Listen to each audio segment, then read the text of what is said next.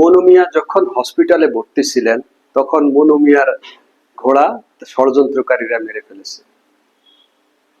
এখন মনু মিয়া হচ্ছে কিশোরগঞ্জের একজন ব্যক্তি, যিনি বিনা পারিশ্রমিকে 3000-এরও অধিক কবর খুঁড়েছেন। মানুষ মারা গেলে কবর দিতে হয় সেখানে, সেজন্য তিনি ডাকলেই উনি বিনা পরিশ্রমে তার ঘোড়ায় চড়ে যেতেন। এবং এই ঘোড়া কিন্তু যে খাবার খেতেন সবকিছু মনু মিয়াই অ্যারেঞ্জ করতেন।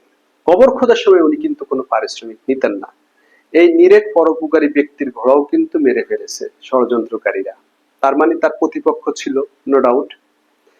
এটার বলাটার উদ্দেশ্য হচ্ছে, গল্প কেন আমি বলতেছি যে মনু মিয়ার গল্প, এই বলার উদ্দেশ্য হচ্ছে আমরা যারা মার্কেটে বা মার্কেটিং এ জব করি তাদের অনেকেই বলে থাকেন যে কম্পিটিটরের আধিক্য, মার্কেটে হিউজ কম্পিটিশন, স্যার পারতেছি না, কম্পিটিটর এটা করতেছে সেটা করতেছে, অনেক অ্যাক্টিভিটি করতেছে হিউজ। মানে আপনি আপনার কোম্পানির জিনিস থেকে কম্পিটিটরের অ্যাক্টিভিটি গুলোকে বেশি ফোকাস করতেছেন, মানে তাদের জিনিসগুলোকে আপনি বেশি ইভ্যালুয়েট, আপনার ব্রেইনে কিন্তু তাদের অ্যাক্টিভিটি গুলো বেশি কাজ করতেছে রাদার দেন আপনার কোম্পানির অ্যাক্টিভিটির চেয়ে।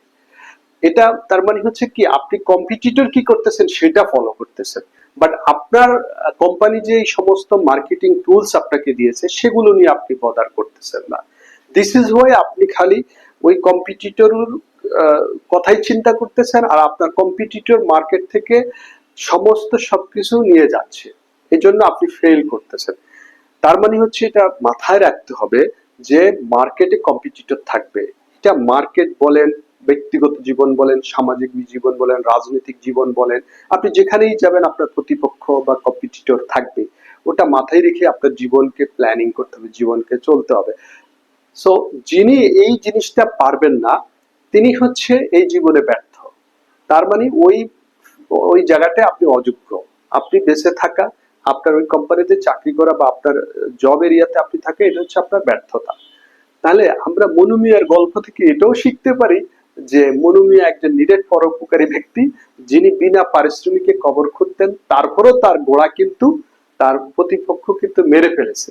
তা আপনাকে মাথায় রাখতে হবে, কিন্তু আপনার ক্রাইসিস, আপনার সংকট কালে আপনার প্রতিপক্ষ কিন্তু আপনার মার্কেট দখল করে নিবে, এটাই স্বাভাবিক। এবং আপনাকে সেই প্রতিযোগী মার্কেটে কিভাবে টিকে থাকতে হবে সেটার জন্য আপনাকে সেভাবে স্ট্র্যাটেজি ডেভেলপমেন্ট করতে হবে এবং টেকনিক অ্যাপ্লাই করতে হবে, প্রমোশনাল অ্যাক্টিভিটি অ্যাপ্লাই করতে হবে। শুধুমাত্র যে আপনি ছেড়ে দিলেন যে ঠিক আছে কম্পিটিটর নিয়ে যাচ্ছে যাক, বা কম্পিটিটরকে আপনি আরো বেশি স্ট্যান্ডিং করতেছেন, নট লাইক দিস।